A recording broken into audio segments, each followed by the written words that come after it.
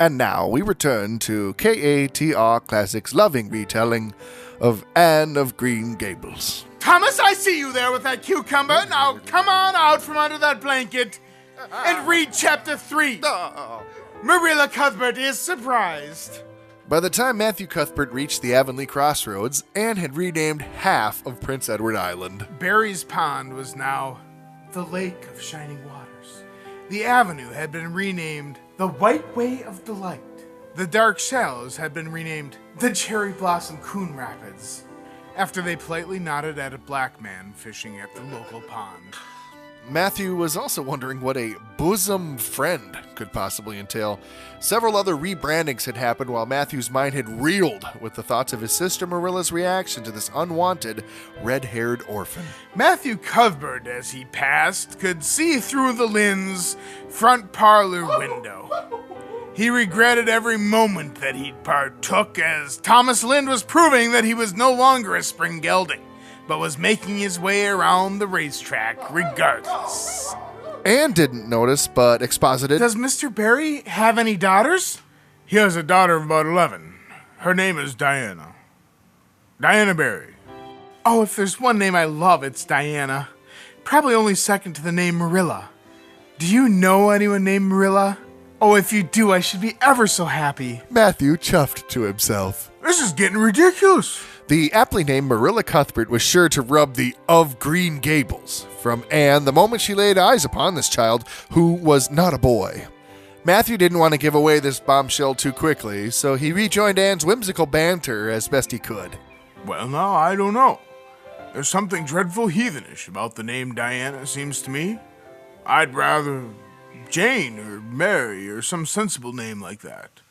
But when Diana was born, there was a schoolmaster boarding named Angus Iverson, and they gave him the naming of her, and he called her Diana. They could drag out this conversation no longer. Time had come to enter Green Gables and face the mistake that had been made. Marilla came briskly forward, with her hard heels clacking like a leather punch as Matthew opened the door. But when her eyes fell on the odd little figure in the stiff, ugly dress, with the long braids of red hair and the eager, luminous eyes, she stopped short in amazement. Matthew Cuthbert, who is that? She ejaculated. Where is the boy? There wasn't any boy, said Matthew wretchedly. There was only her. He nodded at the child, remembering that he hadn't even asked her her name. Marilla looked at the child. That was not a boy, up and down twice, and then 3 times. By the 4th look, a terrible pain came over Marilla, and it seemed as if she was staring across the room at her own reflection. On first impression, it wasn't Matthew who had gone to fetch his replacement. He had gone to fetch hers. An avalanche of possibilities swept over Marilla's mind. The gender of this child threatened and reviled her, and it was the first time that any of these thoughts or feelings had been stirred in 50 years. Marilla had a very real prayer form on the tip of her tongue, and she said it silently to God. Please make this child go away. Please, Lord. Not here.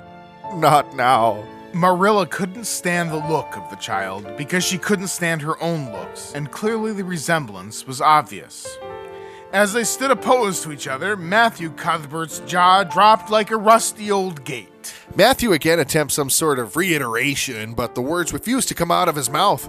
Well, the train, so... Matthew Cuthbert, of all things possible, what insane notion came over you to take possession of this child? Marilla barked. But Matthew responded. She was just sitting there. I couldn't just leave her to sleep in a cherry tree. To sleep in a cherry tree?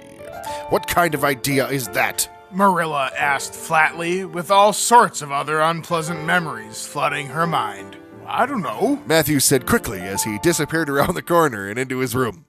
Right as the door slammed, an audible fart echoed throughout Green Gables. The anxious gas had been waiting to escape since his conversation with Angus Iverson hours earlier.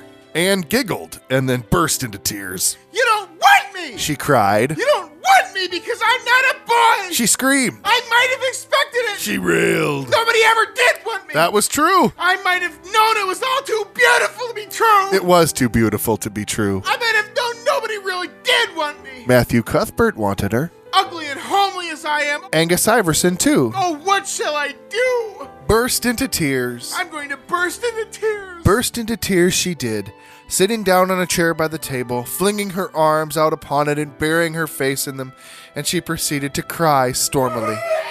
Marilla realized she instantly needed to change course. Just because a mistake had been made did not mean all her humanity towards this child had been lost.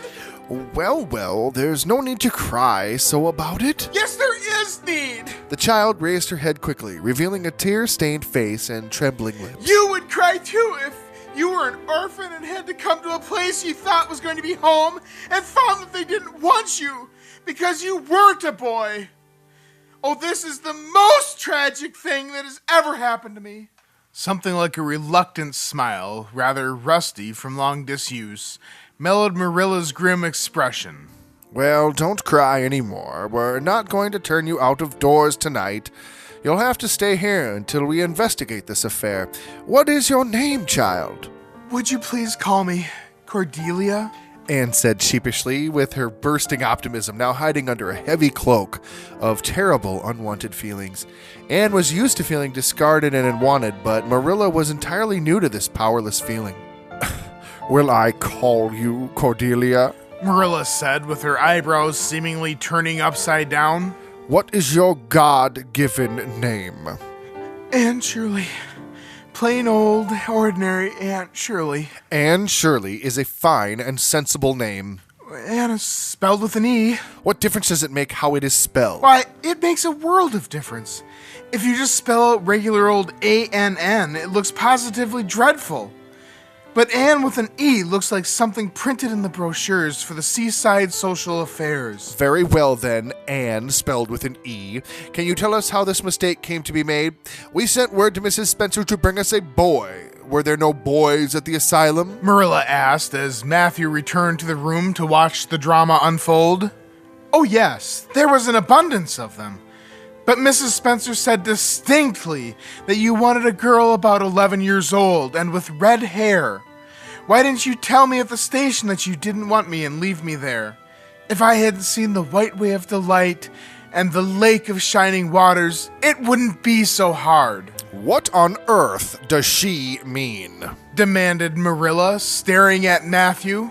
She's just referring to some conversation we had on the road, said Matthew hastily. He then thought of another reason to excuse himself. I'm gonna go put the mare in, Marilla. Have tea ready when I come back. Marilla asked Anne.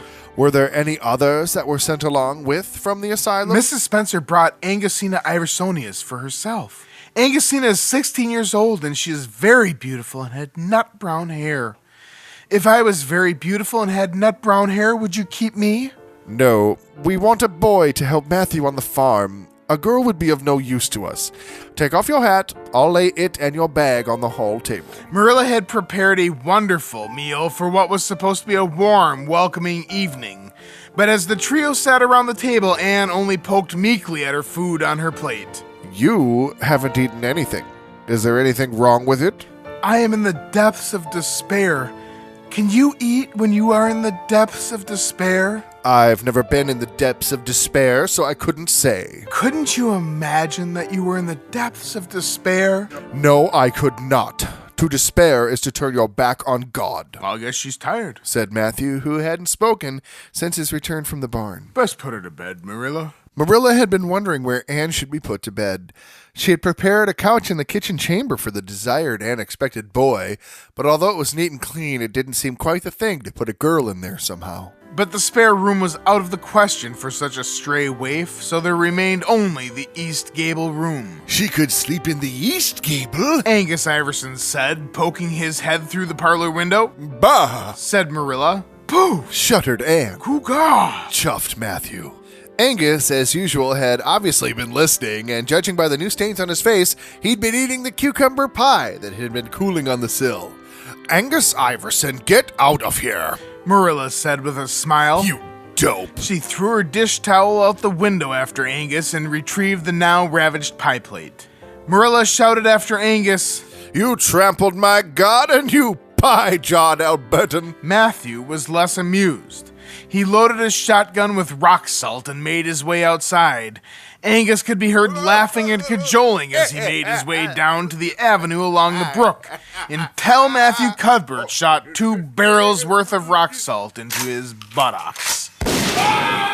It will sting a while, but that'll keep you off my windowsills at night. Matthew chuckled as he walked Angus to the crossroads. See you tomorrow, Matthew. Angus winced. Good evening. Marilla Cuthbert hadn't entered the East Gable room to do anything but dust the corner table since her mother had passed away, and she never envisioned another person living in what some might call a haunted room. Marilla was far too proper a Christian woman to entertain the notion of ghosts or spirits, especially of her long-lost mother. But there was something about this girl that made Marilla worried that something might be stirred up in this empty old house. Well, undress as quick as you can and go to bed. I'll come back in a few minutes for the candle. I dare not trust you to put it out yourself. You'd likely set the place on fire. Marilla went into her room and prayed for guidance from her savior, but found little coming to mind other than finding an old prayer card. She could perhaps implant some basic faith into this wild child so that the first night might not hold a disaster, the kind of disaster Rachel Lynde would be expecting. She deliberately picked up Anne's clothes, placed them neatly on a prim yellow chair, and then taking up the candle went over to the bed. Good night, she said, a little awkwardly but not unkindly. Anne's white face, big eyes, and frazzled red hair appeared over the bedclothes with a startling suddenness. How can you call it a good night when you know perfectly well it must be the very worst night I've ever had? She said reproachfully. Marilla didn't have an answer to this question, so like a good Christian, she gave the heavy lifting work directly to God. Have you ever been taught to say your prayers? Mrs. Cadbury read the evening prayer like she read every other rule and regulation at the asylum. Anne didn't want to openly insult an adult's lack of Christianity, but she had to imply it. I simply figured it was duty, like cleaning washrooms, just like all the others. Marilla was offended, but she couldn't fault the child.